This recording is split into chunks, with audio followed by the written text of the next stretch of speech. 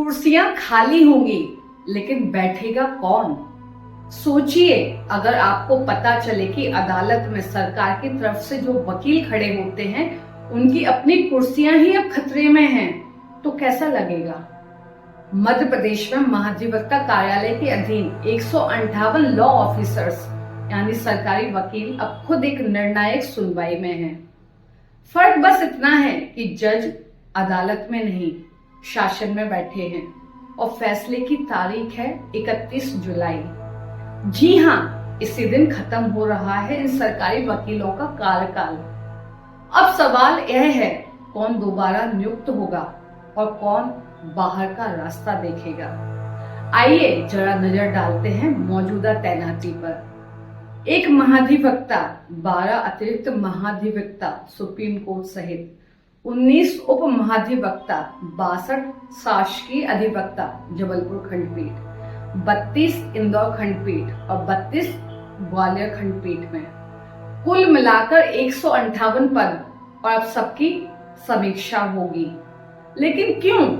क्योंकि हाल ही में कुछ केस ऐसे हुए जहां अदालतों ने सरकारी पक्ष की कमजोर पैरवी पर सवाल उठाए, फैसले डगमगाए, सरकार की छवि भी।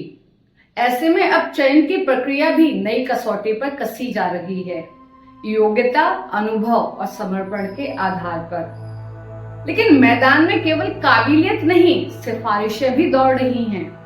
कुछ लॉ ऑफिसर अब राजनेताओं, वरिष्ठ अफसरों और पुराने संबंधों के सहारे फिर से जगह बनाने की कोशिश में हैं। सवाल यह नहीं कि कौन किससे सिफारिश करवा रहा है, सवाल यह है कि क्या अब वाकई चयन प्रदर्शन पर होगा या पहचान पर?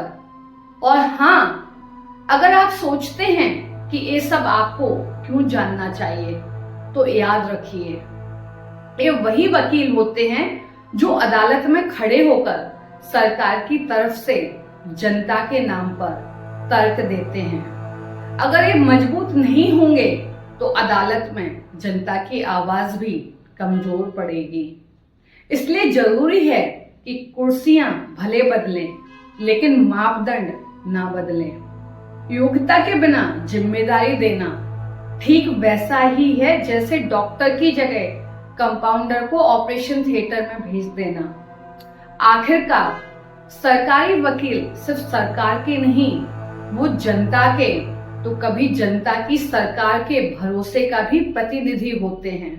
नमस्कार, आप देख रहे थे इंदौर वार्ता नेहा जैन के साथ। यदि आपने हमारे चैनल को सब्सक्राइब ना किया हो तो आपसे अनुरोध है, हमारे चैनल को लाइक करें, सब्सक्राइब करें। शुक्रिया।